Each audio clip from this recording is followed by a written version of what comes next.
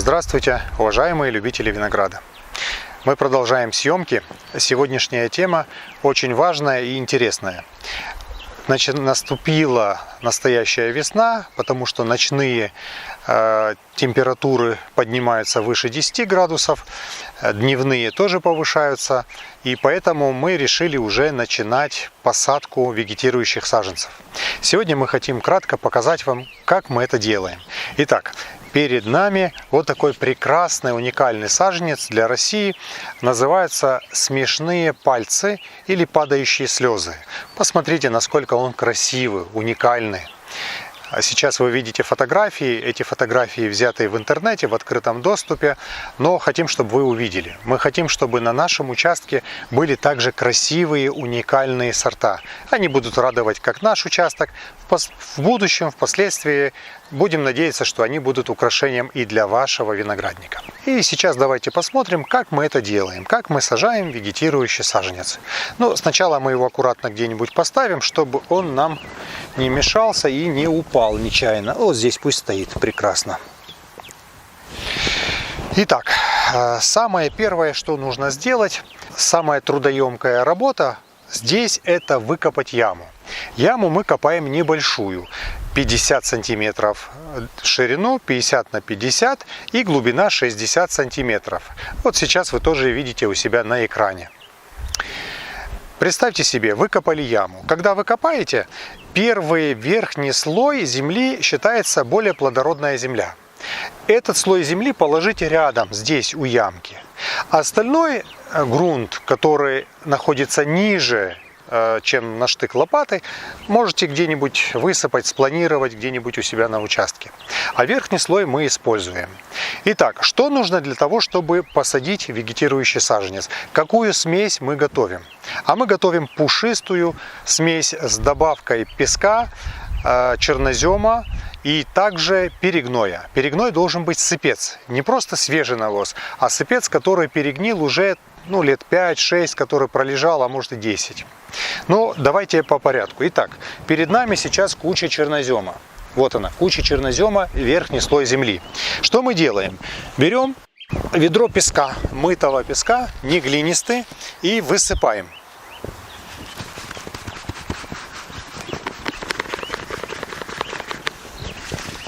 Высыпали. Дальше мы берем перегной, сыпец. В данном случае это коровий сыпец. Почему сыпец? Потому что он уже сыпется. Посмотрите, он уже перегнил, и он не пожгет наши корни. Есть. Но этого мало для этой ямы. Надо еще повторить. Ведро песка и ведро сыпца. Вот я принес еще ведро сыпца. Он уже другого немножко цвета. Это видно, он пролежал даже больше. Вот. И еще одно ведро песка.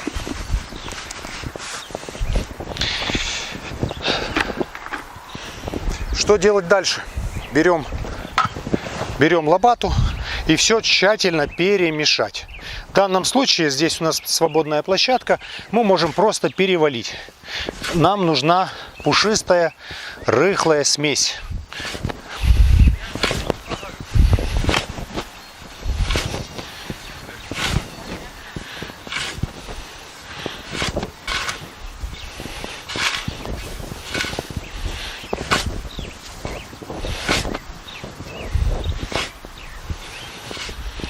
Дальше в эту кучу мы добавляем древесную золу, богатая микроэлементами, которые необходимы для нашего будущего куста.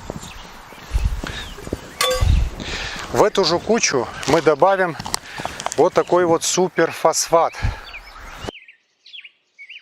Итак, в эту кучу мы добавим тоже суперфосфат. Здесь стакан 0,5. Нам нужно всего взять примерно 200 грамм суперфосфата. Он в таких вот гранулах. Примерно вот так, достаточно. Итак, взяли мы суперфосфат и тоже вот так вот просыпаем. И опять эту кучу мы аккуратненько можем все перемешать.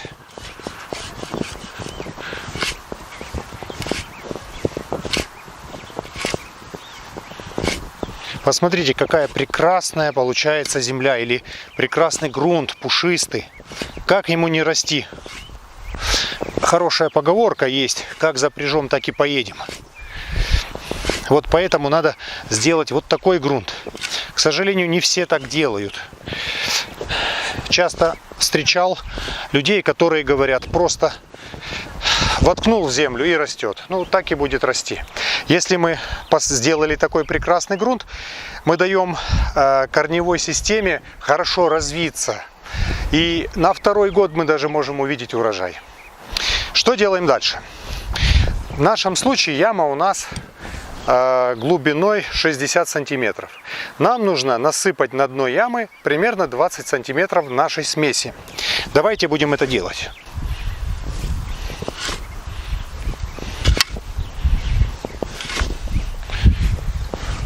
Так, яма немножко большая получилась.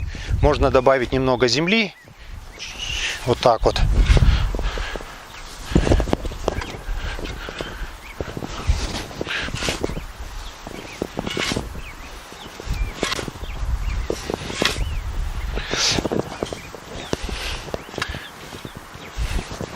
Скажите, пожалуйста, в вашем регионе майский жук летает? Скорее всего, что да. В нашем регионе, это Белгородский район, микрорайон Таврово-2, очень много майского жука. А майский жук откладывает личинку, а личинка пожирает наши корни. Чтобы саженец не погиб, мы используем вот такой инсектицид под названием Валар. Что мы делаем? Мы берем эти гранулы. Валар идет в качестве гранул, и на дно ямки, не жалея, если личинка майского жука подойдет к корням, то здесь есть вот такая вот вкусняшка в скобках или в кавычках, и она погибнет. Давайте примеримся. Получается, что саженец мы опускаем примерно на глубину 35-40 сантиметров. Да, нормально получается. И что мы будем делать дальше? Взяли саженец в руки. Вот так вот перевернули стакан и на донышко немножко надавили. Перед высадкой за несколько дней не поливайте саженец. Для чего? Когда вы не поливаете саженец, земля сжимается в стаканчике, и земля не будет рассыпаться. Здесь внизу есть у нас корешки. Ну, можете их немножко расправить, раскрыть. Тогда им легче будет укорениться и дальше пробивать себе дорогу или путь в земле. Переворачиваем мы наш саженец. Ну, понятно, что здесь надо стать и на корочки перед этим саженцем. Что я делаю? Ну, можно взять немножечко черной земли, вот так просыпать, поставить наш саженец ровненько. Вот. И остается только нашей смесью, я возьму вот сейчас лопату, немножечко чернозема, вот так вот вокруг, немножечко присыпаю черноземом, вот так вот, все ровненько стоит саженец. И потихонечку нужно заполнить эту яму буквально вот до уровня саженца, не выше. Вот так вот. Смотрите, как я это делаю. Это несложно. Вот так вот потихонечку мы заполняем. Вот так вот. Но не будем забывать, что личинка майского жука может подойти не только снизу, но и с середины и сверху. Поэтому давайте сделаем вот так, немножко разрыхлим. Берем опять Валар. Вот. И просыпаем, не жалея. Я не жалею, потому что саженец стоит очень дорого, а Валар стоит рублей 30. И вот так вот все просыпали. Даже могу вот немножко на саженец насыпать. Вот так. Все, я буду уверен, что откуда бы ни подошла личинка, саженец под защитой. Главное, первые 2 года защитить саженец, пока корешки молодые, маленькие. В последующем саженец будет мощным, корни уйдут далеко, и личинка нам не будет страшна. Как вы видите, здесь у нас еще остался грунт. Давайте мы еще его используем и засыпем нашу ямочку этим сыпцом. Я называю его сыпец. или смесь. Вот такая рыхлая, пушистая смесь. Мы заметили, что когда есть песок, в песке даже личинки майского жука некомфортно. Это еще один плюс, чтобы личинка не заводилась.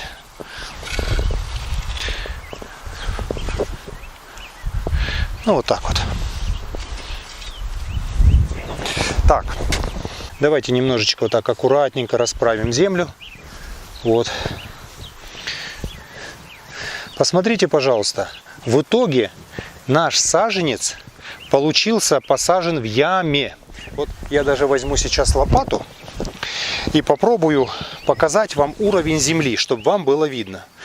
Видите, саженец в ямке. Почему саженец надо посадить в ямке? Ну, чтобы объяснить, наверное, мы возьмем сейчас еще один саженец и расскажем вам, почему мы посадили на глубину 35-40 сантиметров. Что было бы, если бы мы посадили повыше этот саженец?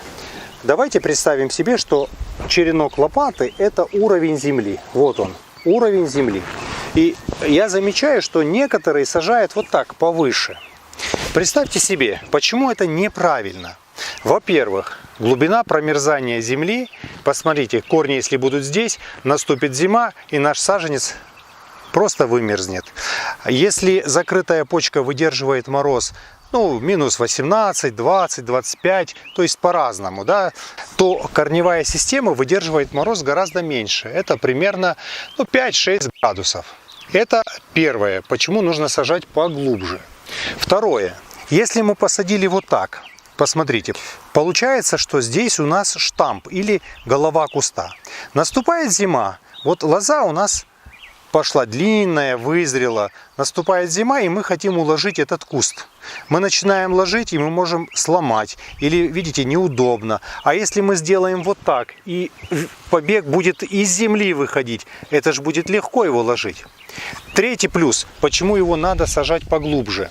Представьте себе, если вы посадили высоко и нечаянно сломали этот побег, откуда дальше появятся у вас почки или откуда они проснутся? Но здесь сломали почку, хорошо, если запасная почка, тут, кстати, под почкой еще несколько запасных почек, хорошо, если она проснулась. Но когда мы сажаем поглубже, посмотрите, сколько почек запасных у нас могут выйти из земли, и куст может из земли себя омолаживать. Очень удобно, когда из земли под 45 градусов выходят наши лозы. Но чтобы показать это на взрослых кустах, на однолетках и двухлетках, пойдемте сейчас к взрослым кустам, и я вам покажу, как это выглядит. Итак, давайте посмотрим на однолетний саженец, который был посажен в прошлом году правильным образом. То, о чем мы говорили сейчас с вами. Вот здесь вот я положил специально лопату, чтобы вы видели, где у нас уровень земли. Смотрите, сколько внизу у нас почек. Раз, два, три, четыре, пять. Как минимум 5-6 почек у нас внизу. Представьте, отсюда пойдут побеги. И отсюда, от головы куста, мы можем брать лозы или рукава, формировать рукава. И легко будет с ними работать. Потому что в нашем регионе мы укрываем виноград. Наша задача формировать кусты так, чтобы легко можно было их поднимать и класть сюда на шпалеры. Вот, видите, мы достали и легко подвязали на проволоку. А осенью нам легко будет его опять обрезать и также аккуратно снять с проволоки и положить на землю и его также укрыть. Теперь надо вернуться к нашему кустику, который мы посадили. Мы же его еще не полили. Пойдемте его прольем.